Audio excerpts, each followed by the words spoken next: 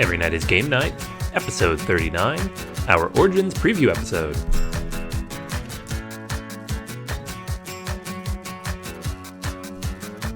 Hey everybody, welcome back to Every Night is Game Night. This is episode 39, and this week we're going to be looking at some of the games coming up at Origins Game Fair next week that we are excited about and that play solo. We're also going to be taking a look at a couple of games from last year that debuted or were big at Origins and let you know kind of what we think in a little bit of a review. All right, so this is once again Anthony with Jason. Yo, my peoples, what's up? All right, so we're going to take a look at a couple games that come out recently that play solo as well, do a couple of reviews, but then also we're going to dive into about half a dozen or so games coming out at Origins this year and kind of talk about, what we're excited about, what we're going to take a look at. I'll be there, here in a couple weeks. So these are the kind of games I'm going to be tracking down, hopefully. And these were we're going to talk about two games. They were both games that were featured at Origins last year. So just to kind of give some continuity, did we like what we played at Origin last year? And then how much we're looking forward to the games that are coming up this year? Yeah, absolutely. So it's always fun to kind of look back and see, because you can get super excited about the cult of the new. You're like, this is all this new stuff. But then, think back to last year, did I actually end up liking all the stuff I was excited about last year? Which can sometimes be a depressing question, but not always. And then hopefully we'll be around as a podcast next year. We'll review some of the games that were on the preview. We'll throw those reviews in there and see, okay, was that, did we really want to wait for that?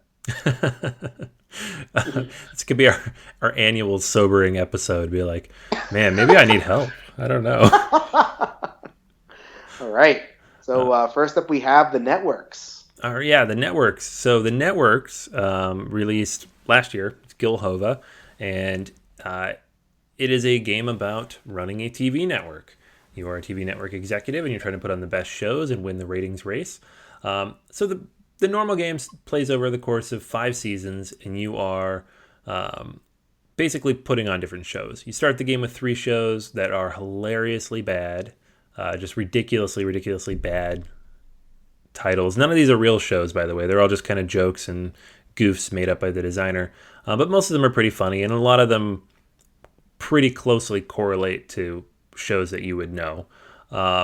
There are also actors and ads, and some other bonus special power cards, network cards they call them, in the game. But the basic idea is you're trying to develop new shows. To do that, you need to have prerequisites that are shown on the different shows. And then when you do develop a show, it'll go in one of 3 time slots, and you have to manage those time slots. So as the shows age over the course of each season, they will change kind of the value that you get out of them. So how many viewers that they're generating. And then once you retire them and move them out of the currently airing slots, they go to reruns and they have a different power that they give you. You get genre bonuses if you have a bunch of the same kind of show. I think you get bonuses at 3 and 5. You take different stars and ads, you attach them to your shows to kind of power them up a little bit. You take those network cards and have even more special powers. So a lot of different cool things you can do with these cards. You are, in a multiplayer game, essentially drafting them off the table. So you'll take turns pulling the different cards that are placed out on the tableau every round, and there's a lot of them there to start before they reset each time. And in a solo game, obviously you have to mitigate that to some degree. So the solo game, it comes in the box, and it is basically a beat your high score, but it does have a loss condition. In terms of difficulty, it's somewhere in the middle. It's not super hard, but it's also not too easy, so it's kind of in the middle. And if you go look at some of the feedback on this, it gets a little mixed reviews, and I'll get into why in a second. No bad reviews, but some people have glowing reviews and wonder why other people aren't as hot on the game. And some people mention that if you play it multiple times, it's not as interesting.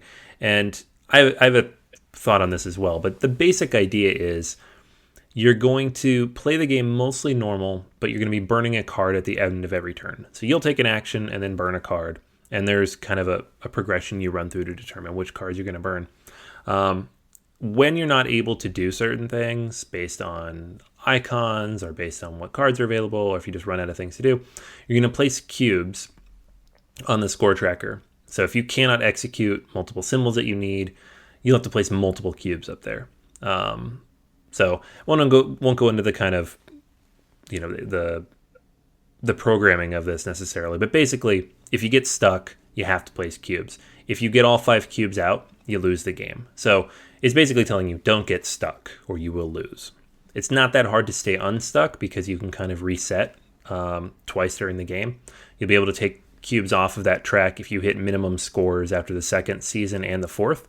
And those minimum scores are not too hard to hit. So it's pretty easy to manage this, but it is an interesting idea in that you need to play efficiently, you need to manage things carefully. But at the same time, you are also making decisions then that are not always ideal because you want to avoid getting stuck in those situations. So kind of similar to, some other solo variants we've talked about in the past, where sometimes you'll make suboptimal decisions for yourself to ensure that you maintain your status in the game. Now, my thoughts on this in general, I like the networks. I had a lot of fun with it. It's got some silly themes to it. It's pretty streamlined. It's not very complicated of a game, but it's a lot of fun. You get ridiculously high scores, which is always fun. I like that anyways. Not everybody does, but I do. I'm with you, man. I want to score 214 points in the game. Absolutely. In this one, you need 265 just to win. So you got to be way up there. But it's the problem, I think, is if you play it enough times, it gets a little repetitive. And that's just generally because of the cards in the box. There's not as much stuff here once you've played the game, half a dozen times, which you could say about a lot of games. So it's not really a knock on the networks. It's just part of the condition of this game, which is why it's great that there is, expansions coming. There was a smaller expansion that came out just in the last year already. He's got a new expansion coming out at Origins this year. I don't know if it's coming out or if he might just be demoing it this year, but it's coming out very soon. We're already going to the preview. Yeah, we're already there. But the game definitely needs a little bit more cards if you're going to play it a whole bunch, especially solo, because you will cycle through them all pretty quickly. So yeah, that's why if you go in, you'll see some of the feedback is some people are a little burnt out on it. It's not as interesting. They're not as excited about it. Other people, they've only played it a couple times. They're like, this is fantastic. I'm in the middle because I haven't played it too many times, but I'm kind of past those first 2 or 3 plays in which the game is so incredible. So yeah, I think it's a good, serviceable solo. The high score race is, it is what it is, but the loss condition is interesting. It's a little bit different than what you're used to seeing. And you get to, put on all these shows. You get to play the game the way you would normally with a few small exceptions, which is kind of what I'm looking for. So it's good. What would you say is the weight of the game? I look at a game like this and I think of a game like The Pursuit of Happiness, where it's like this really thick with theme Euro, but it's almost like there's so much theme in there that the game had to be light in order to continue to be so thematic. Is the networks kind of on that lighter side, or are we getting more towards like Lords of Waterdeep-ish, or maybe even heavier than that? Yeah, I always have a hard time describing weight just because like my baseline for weight is like a 4, but I'm like, is it weighty? This unique game is only a 3. That's exactly what it is. Yeah. No, it's lighter. It's not even. I wouldn't give it a midweight on the Euro scale, but it's not light either. It's light medium. Got it. But I think it's in service of the theme. It can't be too heavy because if you're thinking too much, you kind of miss out on the fun of the shows. And it is a fun game. Like there's a lot of fun, clever things in here, and you want to be able to enjoy that thematically. Okay. I haven't played it, but I definitely want to get it to the table. So thank you. That was awesome. Yeah, definitely. I think it's definitely worth playing. Everybody should go out and find a way to play this at least once. And if you like it, give it a go because it doesn't get worse with play, and there is a lot of new content coming out for it. All right, cool. So a game that I actually just got the Kickstarter for, it was demoed at Origins last year, Quests of Valeria. So this is designed like all the Valeria games by Isaias Vallejo, published by Daily Magic Games. So this is the third Valeria game.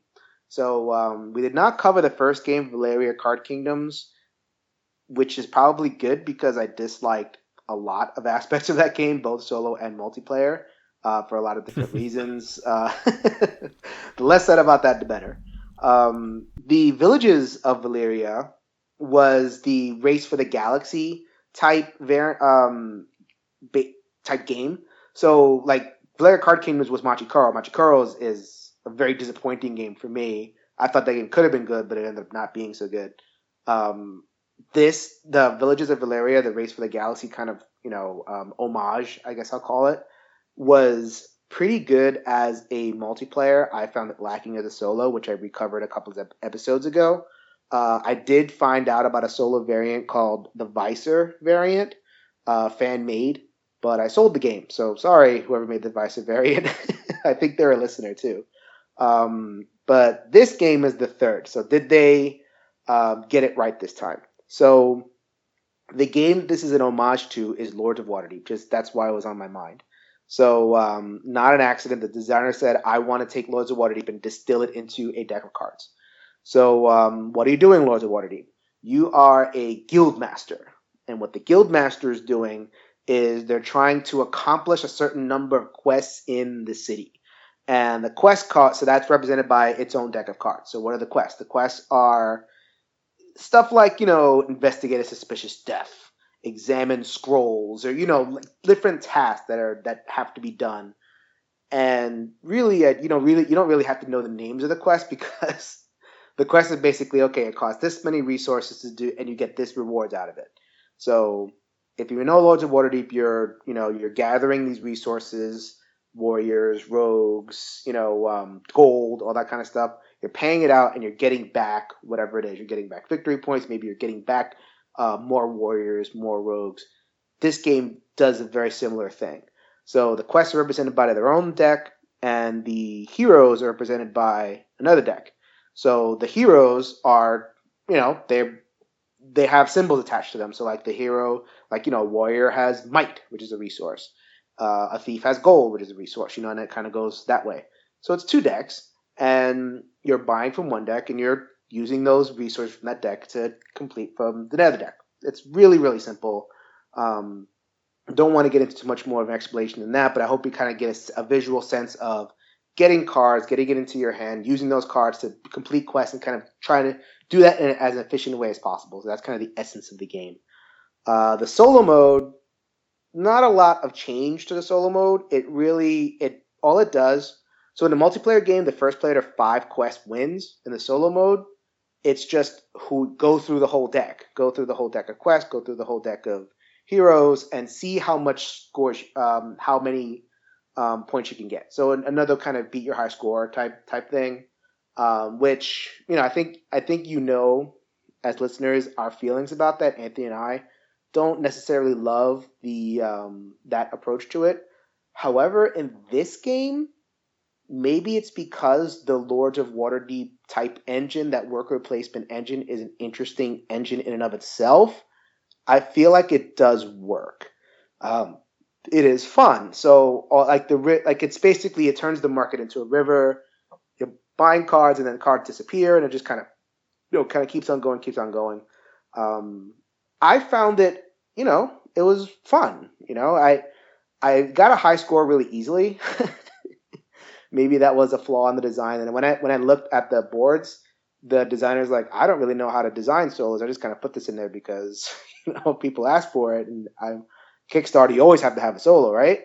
Um, so I wouldn't go into the solo mode expecting a whole lot in terms of like, oh wow, this is some great approach to it. Um, I think what makes this work is that the base game is fun.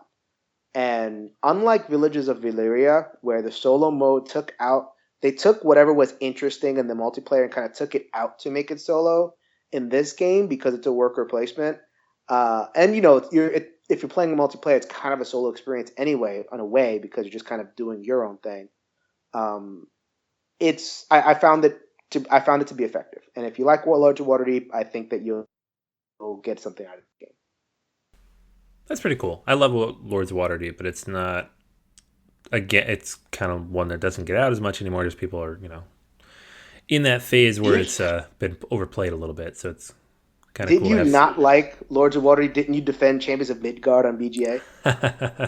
I still like Lords of Waterdeep. I just like Champions of Midgard better for that very reason. So, Hmm. yeah, I don't think I'd play Lords of Waterdeep without the expansions at all. But if you can find a way to refresh that formula and make it interesting, especially in a card game, and especially in a card game that you can play solo, whether the solo is amazing or not, I'm game for that. It is super portable. Like I have it in my pack and I bring it to game nights and stuff and that kind of thing. I'll make a lot of games portable just by chucking the box, chucking the having a PDF of the rule set on my phone, and and once you chuck that stuff out, it's just a deck of cards. And to get the Lords of Waterdeep flavor in that little deck of cards that I can just keep in like one of those little red magic deck boxes, that's a win for me. Like, I'm not saying that this is the best game in the world. I'm not saying that I'll prefer to play this game over, hundreds of other worker placement games. But as something that I can just take to a game night very quickly, or something I could just kind of lay down. The setup is pretty fast. Is it not big and involved. And for something that scratches that kind of Lords of Waterdeep itch, I'm going to recommend it. Nice. I'll have to give it a go. All right. So then, now that we've talked about the past, let's fast forward to the future. All right. Yeah. Who cares about these old games? Ugh. Well, I mean, one of them is an expansion. That's true. Cult of the New. All right, so let's get into our Origins preview. So, what are you looking forward to? All right. So Origin's coming up real soon. Obviously, I have my giant list of games that I'll be tracking down when I get there. Actually, before we get into that, I did want to mention that. So our podcast is we're growing, and we have asked Mr. Tom Vassell if we can have an appearance on the Dice Tower Network. They don't have a solo games podcast. We're pretty family friendly, and I think we're doing a pretty good job. So I'm gonna make a little request to the listeners. If you see them, maybe you wanna be nice. Don't be a jerk. Follow Will Wheaton's rule. Maybe you could mention it, and we can get that process started a little bit. Yeah. He'll be there. And I'll be there as well. So if you're going to talk to Tom or just happen to be there at all, hit me up as well. I'll be around. And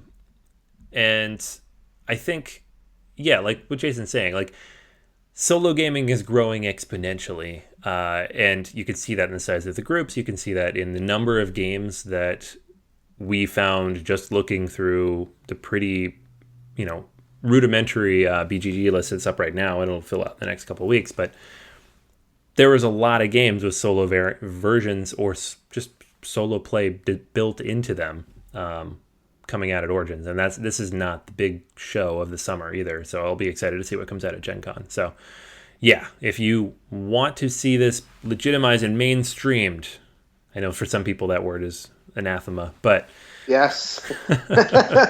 We don't want to be the hipster alternate thing anymore. We want to bust into that mainstream, guys, mainstream. Make it happen. Talk on our behalf, and definitely let me know if you're there. And be nice. I do not advocate being a jerk to Tom Vassell, please. No, that'll backfire. Don't do that. Exactly. All right, so let's dive into the games that we're looking forward to and the ones I'll be tracking down. Hopefully you guys will as well. I'm going to start off with Caverna, Cave versus Cave. This is actually the two-player version of Caverna that's coming out from Uwe Rosenberg. He does this with a lot of his games. He did it for Le Havre. He did it for Agricola with all creatures big and small. So this is the Caverna two-player game, and it is 1 to 2 players. So the rulebook is up now. You can take a look at it. There is a solo variant in the rulebook. I am very interested to see if this solo variant is A, more portable, B, more accessible, and C, a little more interesting than the one that comes in the core game. Caverna is one of my favorite games, but the solo is just not amazing. So I am excited to see if this one is a little bit better because Rosenberg can make good solo games. There are a few that I really, really enjoy the variants of. So this is one I definitely want to track down. He's also got coming out at Origins, and none of these are particularly new, but they all have solo variants in them. Cottage Garden, Le Havre, and Glass Road reprints. So depending on what's there, I might be coming home with a lot of Rosenberg titles. All right. We'll have a special Rosenberg episode where Jason can take a nap and I can talk about all my... I could ask intelligent sounding questions. I can talk about all my Euro solo gaming. Can't wait. I like that. I like to give you a little bit of shine every once in a while, buddy. All Yeah, right. man. It's fun. And then the next episode will be my epic fantasy cooperative games. Yeah, right? So there's one that I was looking at called Sword and Sorcery. Again, 1 to 4 player epic fantasy cooperative game. It's kind of heavier on the combat side, and I'm like, it sounds like this one is like Conan was, only Conan was dumb expensive and way out of my price range, and the Kickstarter exclusives were a little bit, that whole practice just kind of turned me off. But the idea of not like, I like my super thematic experiences. I like, a lot of text and a lot of, world building. But sometimes I just want to kick some butt. And it sounds like this game might be something where I can kick some butt in a fantasy setting. I don't know much more about it. I don't know if this game will rise from the pack. Next year, I might come in with a review saying this game is garbage. I don't know. But I'm curious. So that's one of them that I'm going to be curious about. Sorcery by Ares Games. Yeah, this is one I almost backed. It does look really interesting, so I'm definitely going to probably track this one down as well. Let me know. I will not be at Origins, unfortunately. I will be at PAX Unplugged, but Origins I'm going to have to skip. All right. Well, I will track these things down on your behalf. Do it. All right. So the next one up on my list is The Lost Expedition from Osprey Games. This one is based on a story that I've been kind of enamored with since I read a book maybe 5-6 years ago called The Lost City of Z about Percy Fawcett. So it's a legendary explorer who kind of got lost in the Amazon looking for El Dorado, never found again. And so there's been a lot of people who've gone looking for him, trying to figure out what happened. This game is about that search. So it's a cooperative game where you're going into the jungle, you're trying to use your food, your ammunition, your health, all that stuff to survive. It plays solo. It's a cooperative game, obviously, but it has a solo built in, so it's not just playing the cooperative as one. So I'm interested to see how that works. Hopefully it's not just playing multiple characters like a lot of these, which I don't mind, but it's always nice to see a little bit of thought put into it. But yeah, I love the theme. Osprey Games has been doing some really cool stuff lately, and so I know the production quality will be really nice. And yeah, this should be a fun one. And it's gotten some good reviews so far, so looking forward to that one too. So my next one is Destiny Aurora Renegades by B&B Games. So it's one of those games like Kingdom Death Monster and Space Hulk Death Angel where it's just like 3 cool sounding words strung together. They don't mean anything. They just sound awesome.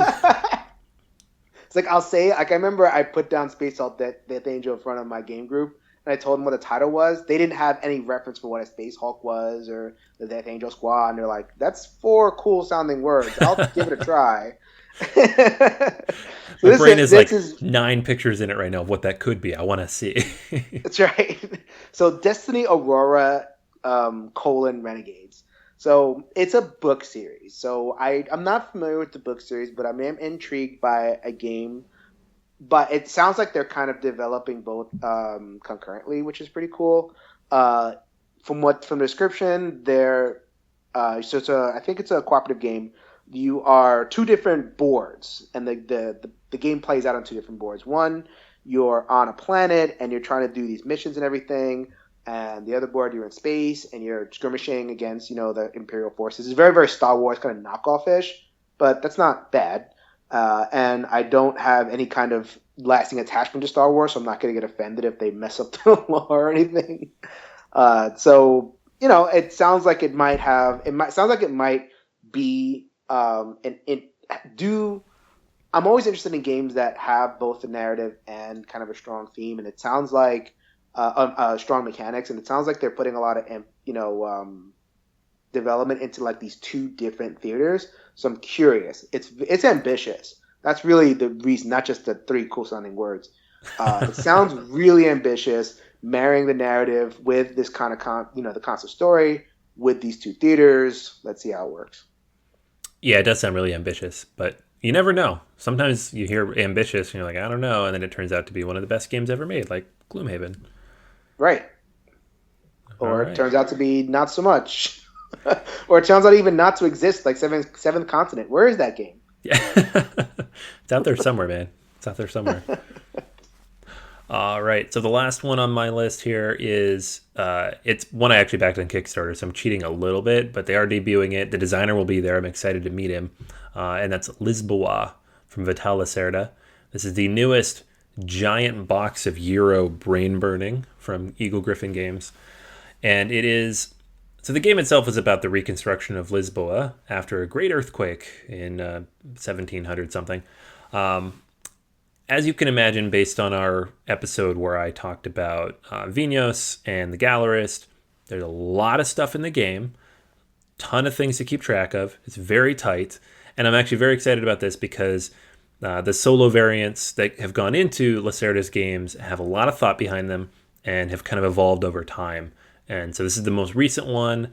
It's going to be built with that solo in mind. The Gallerist was fantastic because of that, I think. And I'm excited to see it. I think it'll be really. I'm hoping. I'm not going to say I think it is, but I'm hoping it'll be really good based on what I saw in the Gallerist. And it's going to have the same amazing production too, so it'll look really good. But the game itself, excited to play it. Tell me all about it. I can tell you're so excited. Oh man, I can't wait. I still have to play the Gallerist though. That one I really want to get into. And if that one opens up the rest of his catalog to me, then we'll see. All right. So the last game that I want to talk about was called Summit, the board game by Inside Up Games, designed by Connor McGooey. So this is a mountain climbing game, which is a theme that is very, very underserved, I believe. There was a previous game called K2, which also did the mountain theme. It had a solo mode. It didn't have a cooperative mode.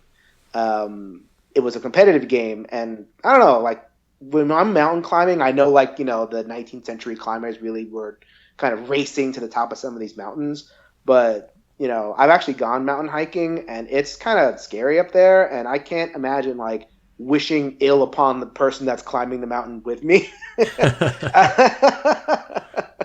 And that's a long way down.